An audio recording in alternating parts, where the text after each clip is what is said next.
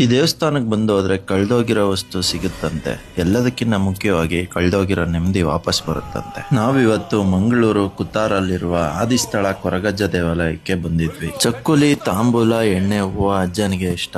ಅದನ್ನ ತಗೊಂಡು ದೇವಸ್ಥಾನದ ಒಳಗಡೆ ಬಂದ್ರೆ ಮೊದಲಿಗೆ ನಮಗ್ ಸಿಗೋದು ರಕ್ತೇಶ್ವರಿ ಅಮ್ಮ. ತುಳುನಾಡಿಗೆ ತುಂಬಾನೇ ಮುಖ್ಯವಾಗಿರುವ ಒಂದು ದೈವ ಅಂತಾನೆ ಹೇಳ್ಬಹುದು. ತಾಯಿ ದರ್ಶನ ಮಾಡ್ಕೊಂಡು ಮುಂದೆ ಬಂದ್ರೆ ಬೆರ್ಮರ್, ಎಳ್ವರ್ ಇಂತ ಮುಂತಾದ ದೈವಗಳನ್ನ ಇಲ್ಲಿ ಕೂರ್ಸಿದ್ದಾರೆ, ಪೂಜಿಸ್ತಾ ಇದ್ದಾರೆ. ಇದಾದ್ಮೇಲೆ ಕೊನೆಯದಾಗಿ ಕೊರಗಜ್ಜ ದೇವಾಲಯ ಇದೆ. ಇಲ್ಲಿ ನೀವು ಒಂದ್ಸಾರ್ತಿ ಒಳಗಡೆ ಹೋದ್ರೆ ಏನೋ ಒಂಥರ ವೈಬ್ರೇಷನ್ಸ್, ಏನೋ ಒಂದು ವೈಬ್ ಚೇಂಜ್ ಆಗೋದಂತೂ ಖಂಡಿತವಾಗ್ಲೂ ನಿಜ. ನಾನು ಇಲ್ಲಿಗೆ 2ನೇ ಸಾರ್ತಿ ಬರ್ತಾ ಇರೋದು. ಮೊದಲನೇ ಸಾರ್ತಿ ಬಂದಾಗ ನನಗೆ ಈ ದೈವದ ಬಗ್ಗೆ ಅಷ್ಟು ನಂಬಿಕೆ ಇರಲಿಲ್ಲ. ಆದ್ರೆ 2ನೇ ಸತಿ ಬರೋ ರೀತಿ ಮಾಡಿದ್ದೆ ಆ ದೈವ ಅಂತ ನಂಬಿ ಇಲ್ಲಿಗೆ ಬಂದಿದ್ದೆ. ನೀವೇನಾದ್ರೂ ಇಲ್ಲಿಗೆ ಬಂದು ಒಂದ್ಸಾರ್ತಿ ವರ ಬೇಡ್ಕೊಂಡು ಹೋದ್ರೆ ಅದ್ರ ಜೊತೆಗೆ ನೆಮ್ಮದಿನ ಫ್ರೀಯಾಗಿ ಕೊಡ್ತಾನಂತೆ ಅಜ್ಜ. ಹೇಗ್ ಇದನ್ನ ತೀರ್ಸೋದು, ಹೇಗ್ ಅರ್ಕೆ ಕಟ್ಕೊಳ್ಳೋದು ಅಂತ ನೀವೇನಾದ್ರೂ ಯೋಚನೆ ಮಾಡ್ತಿದ್ರೆ ಏನೂ ಇಲ್ಲ. ಅಜ್ಜಂಗೆ